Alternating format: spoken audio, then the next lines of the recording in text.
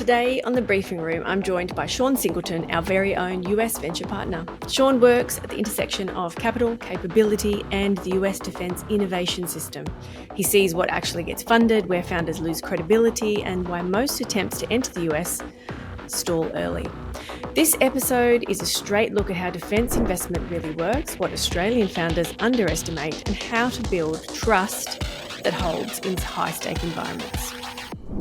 Welcome to the briefing room. Whether you're in defence, investing into the future, or simply curious about how great ideas become reality, this is your mission briefing. Let's get started.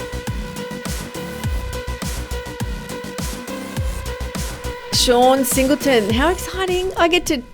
We normally co-host this podcast, the briefing room together online. You're normally based over in the States. I'm either sitting on the Gold Coast or in Brisbane. Now you're sitting with me and we're in Sydney at Unpack 2025. It's wonderful to be back here in New South Wales, and thanks so much for the opportunity to talk with you today. So you were only here a week ago, and now you're back for Unpack. We've got a few engagements as Beaten Zone, as a team. But can you explain to us what you actually do? What does a US venture partner do?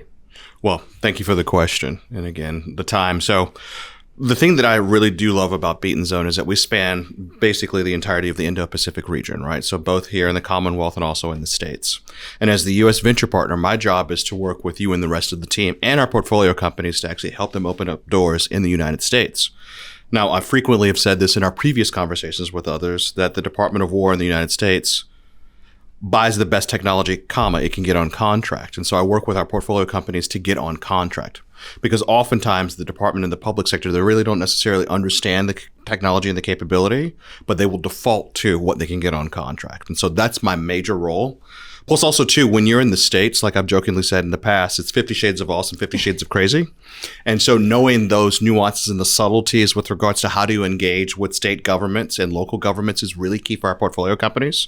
Because even though you may want to operate in California, working in another state like in Oklahoma might make more sense, because they have a very strong congressional delegation. So I work with our portfolio companies to actually have them not only understand that nuance, but engage in meaningful conversations that are going to be accretive to their operations. So, such a valuable piece to the puzzle. And usually Australian founders have an awareness that it's different to operate in the States or even any other country.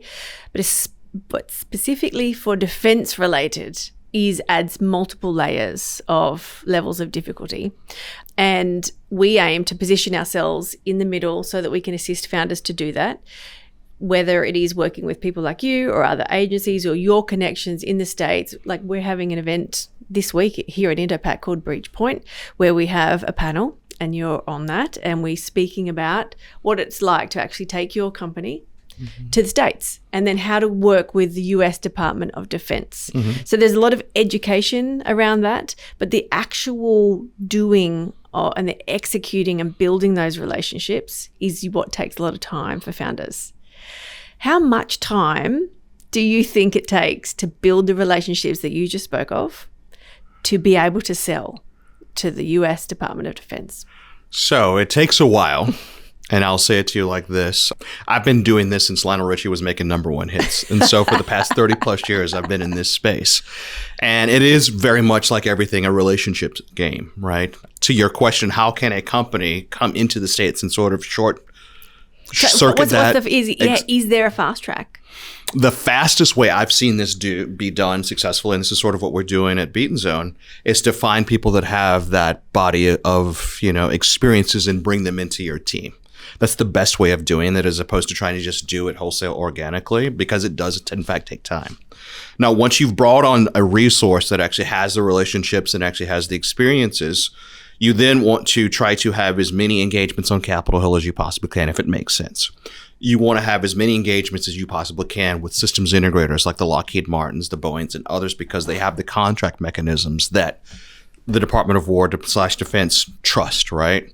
It also takes a while for you, if you are wanting to get some more venture capital investment, enough time to build a relationship with the VCs that are in the United States, because you're coming in from a completely different country. And you need to be able to articulate how you're going to be able to take your capability and reach into the United States and actually speak with credibility. And that's, again, where you can actually have the resources that you are augmented on your team to actually help you craft that narrative. So, 1, bring on a resource that has the experiences. 2, really try to canvas as many people as you possibly can in the course of the conversation. 3, be open to actually having a little bit of rejection, but also at the same time build up those experiences over time so you can go ahead and launch off and do even better, greater things. Founders have a time frame in their mind on how long. Well, first of all, capital raising is difficult. Second of all, going and getting customers is difficult. These all take time. And then they're building businesses at the same time, and they're running teams and leading people. So it was shared recently that it takes about 3 years to be able to maybe get on contract or get a contract in the States. Do you think that time frame is realistic? Yeah, I think that's actually what you mentally should prepare for, right? It can happen faster, yet it really comes down to the relationships that you're able to garner, right? And so do you remember the first model Teslas? Yes. They were built on a Lotus chassis, right? Elon recognized that he didn't need to do everything up front. It was actually start with the software platform first, get a little bit of data, and then go ahead and figure out what would be the optimum form factor to actually go ahead and make the Model S. That analogy applies to corporations that are looking to come into the United States. Don't try to do everything all at once. Find the right collaboration partner. Now, from what I understand in my limited experience here in the Australian market, there's sort of a taint that a lot of the systems integrators have here in the Australian market. I wouldn't say it's completely different, but it is somewhat drastically different in the States because, again, a lot of these systems integrators now have corporate venture capital arms where they're trying to find creative disruptive capability that could be an Australian domiciled company looking to break into the US. So the fastest way to get on revenue is to find a company that is a systems integrator, create a master collaboration agreement between them to where it's value additive, not just on one deal, but on multiple deals, and have them go ahead and put you on contract. So that 3 to 4 years can be truncated down to 12 to 18 months, but it still will require a fair amount of time. So, and do you think it requires Australian founders to be based in the States whilst doing this? So having had this be my second trip in 3 weeks to the wonderful Commonwealth that is Australia, I have an understanding of how things work here, yet at the same time, you're going to know the system, the society, the culture, the governance way better than I ever will, right? That's the exact same way in the United States. You've got to spend time on ground. You have to spend time on ground, and you'll never become an expert. Possibly you could become an expert, and that's where it comes back to leveraging the resources that are already there. But people don't take you seriously unless you actually have a place that they can mail you something or visit you that's in the States, right?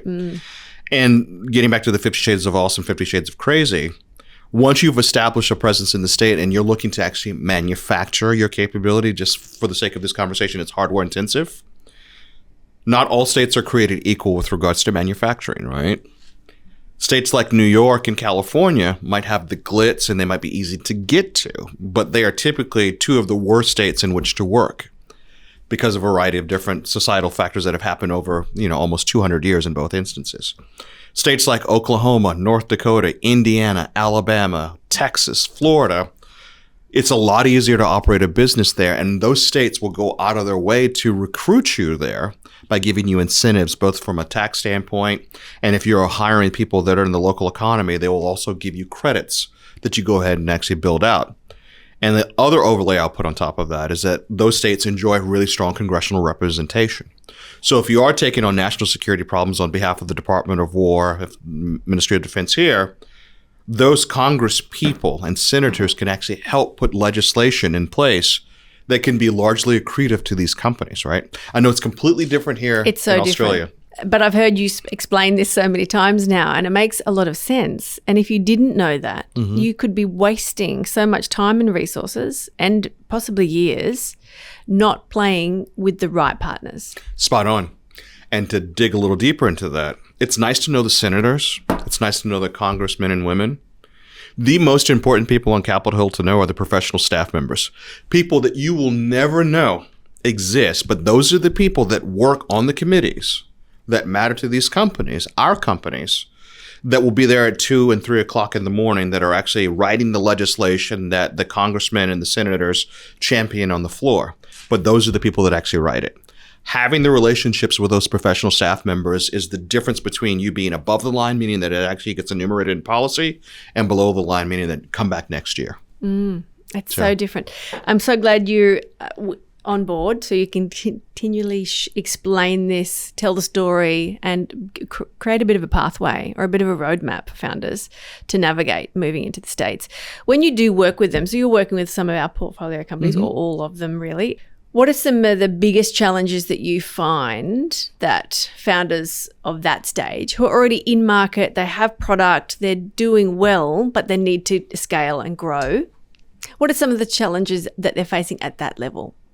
So I would say by and large, I want to brag on our portfolio. They're by and large doing great things.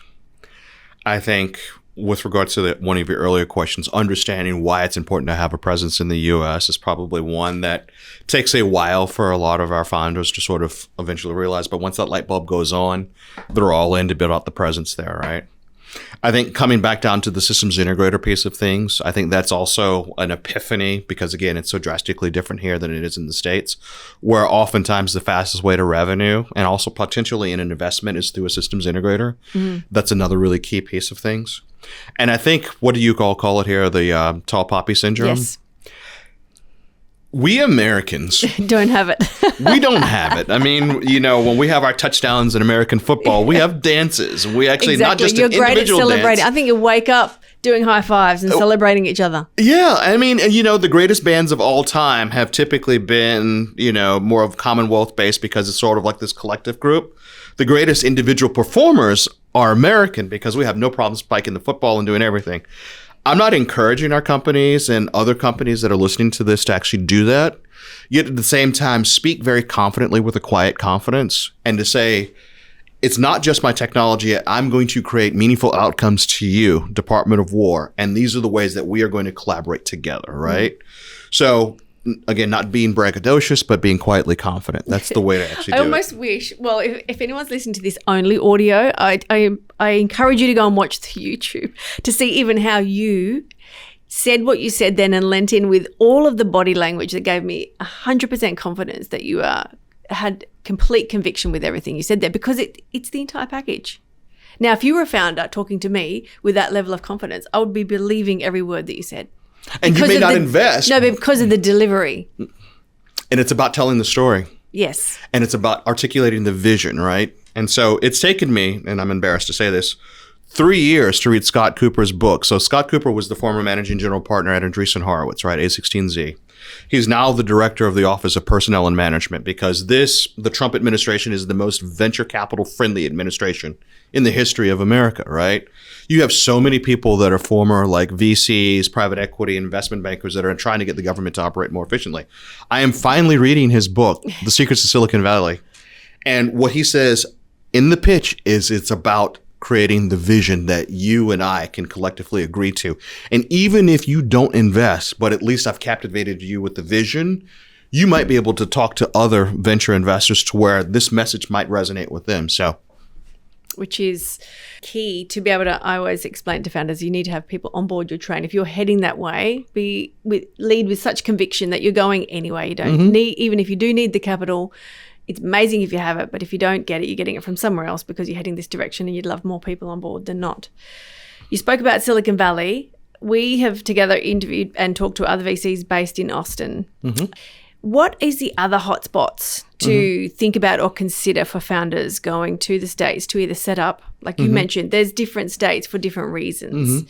Are there some central hubs that people might find a safe place to land? I think it was Mark Cervantes mentioned there's no bad place to land in Austin simply because they would welcome you with open arms, the very American way, and support you, your family, your pets if you bring them, to land there and help you set up. It's like they want more people to come and set up. I don't believe we have that much of a welcoming culture here. What would you say it's best here? I'm just curious. Sorry to cut you off. So, no, we would definitely help founders, but I don't think we are as keen to attract external founders to bring their technology in. I find this is a really different thing in the States. It's like, we want the best. Come here. How can we help you?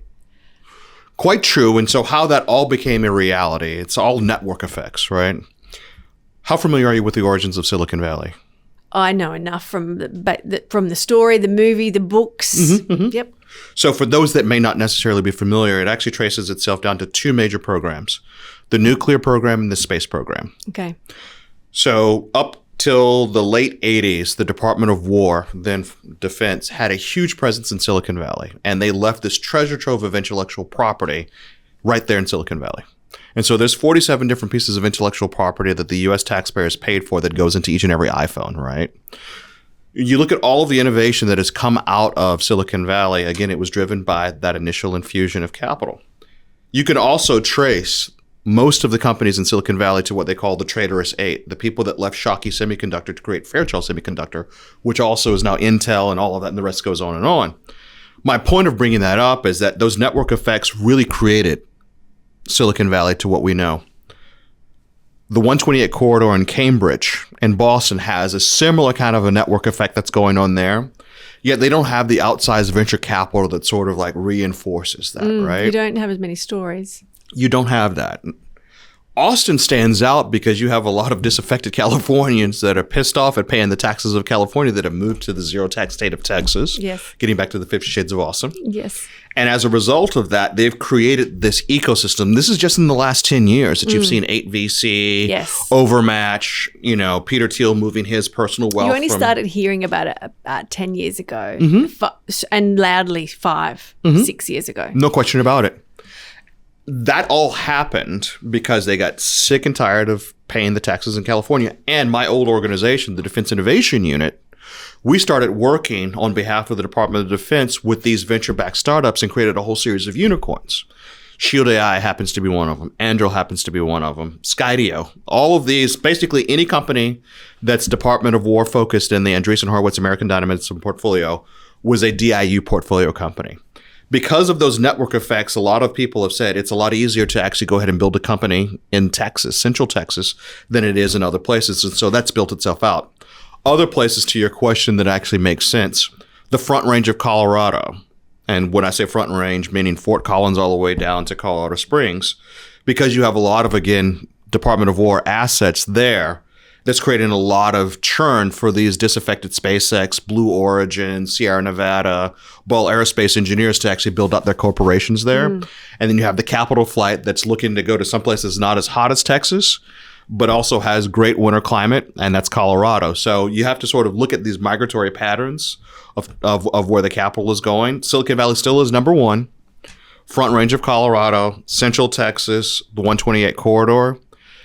The National Capital Region has a nice tech presence, but the big difference between the National Capital Region and any of the other ecosystems, they're mostly focused in on full-time equivalents and consultancy kind of engagements as opposed to product-oriented revenue. So those are some things to give consideration to. There's some other pockets like Seattle, Chicago, some others, but they're not nearly as mature because they don't have the same network effects that these other places do. So does that answer your question? Yes. Okay. And then some. Okay. Always an amazing answer. How did you even get into this space, Sean? Take me back to the end of high school. So as Paul McCartney penned when he was with the Beatles, long and winding road, right? And so I didn't want to go into the military. Yes.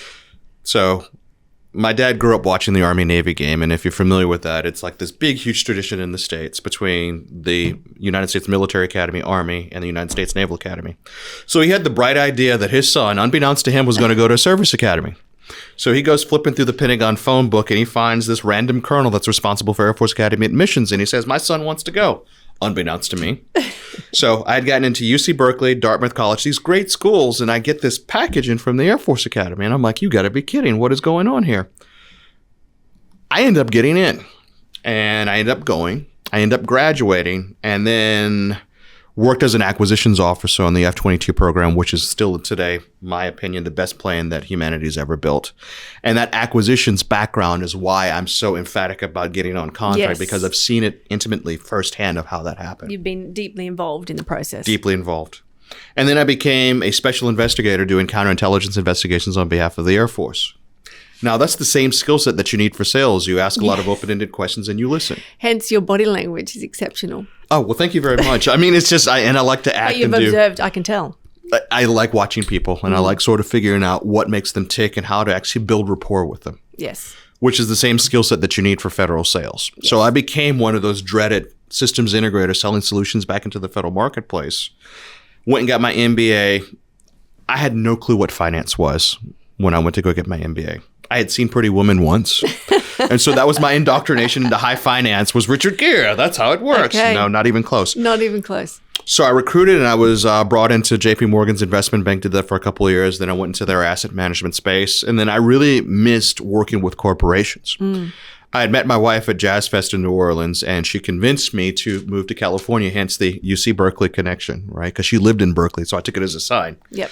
Moved out to Silicon Valley, and as a result of the move out to Silicon Valley, that was right when Secretary Ash Carter created the Defense Innovation Unit, and I was brought on in the second wave to lead the private equity and venture capital arm of DIU. So through all of that aggregation of experiences, I end up in Canberra in September of 23. And I'm on stage with this really hilarious guy named Steve Baxter. I'm like, this guy is awesome. I had done some research and I'm like, an American has to come all the way over to sit there and go, this guy's awesome. This guy is amazing. And so he and I struck up a rapport. And the thought was that Can I ask you, what was it about? What made you think he was awesome? And he will be okay with me asking this question. The fact that we had, I think, 200 to 300 people in the audience, and he had no problems whatsoever of being diplomatically critical of, up to that point that we were on stage, a lot of people talked around and admired the problems that we had. Tiptoeing around the actual issue. No one's actually saying it how it is. No. Dr. So-and-so, esteemed whatever, says, in my analysis, that's what we should do. And Steve doesn't really care. Doesn't really. It's a variable that goes into an equation, but he actually is a man of action, right? Hence his career, hence his success. That's a nice way of saying it. I think you'd be very impressed with that. He's a man of action. And so that's the reason why that resonated. And we just kept in touch. And then as we at Beaton Zone are trying to build forays into the United States and get possible limited partners and also open up doors for our portfolio companies, we just built up a relationship to where I've been honored to work with you all for the past year plus. So. And how lucky we are for that. It's mutual. And our portfolio companies. It is, because we could explain this from this perspective, from the Australian side, let's say, and say this is what needs to happen. And we can talk about founders who have done it, the steps they've taken. But when you have somebody like yourself sitting there on that other side of the multiple borders and it's saying this is how it is, this is what, because you have been, like you said, from the inside industry on the acquisition side, deep in the process, knowing how people, how important the contracts are, how decisions are made, who you need to connect to. It does add weight to those statements because it is lived experience that we can't have really from this side of the globe, but having it implemented on that side is key. So we really appreciate that. And I'm always very impressed with the stories that you share on how things are done, the way that you explain it. And I think Steve has said that you are the nicest person in the galaxy, not just the world, but the galaxy, which I think is great. Well, I think Pope Leo is probably better. And he's also from America, which is really awesome. Well, there you go. Sean, I'm going to wrap this conversation up because we have a pitch fest to host. But I really appreciate the insight that you bring. And anybody who listens to more episodes of this, they will see more of you in addition to more of me. But now they get to hear the background and the story, which I'm really excited that they understand where your experience comes from. And when you do introduce us to various partners in the States, it's because you have lived experience there, which is key. So thank you for your time today. It's been a great conversation, and I'm lucky enough to get to work with you, so I get to have these all the time. Well, it's mutual. And Peter, thank you so much. And thank you so much for the way that you guide our team to make sure that we do everything we need to. Excellent, Sean. Thank you so much. Pleasure. Thanks for joining us in the briefing room. I hope you enjoyed this conversation with the people shaping our national security and future capability. If you liked what you heard, please follow the show, share it with a friend, and join us next time for more stories and insights from the front lines of innovation. Until then, stay curious, stay informed, and keep building the future.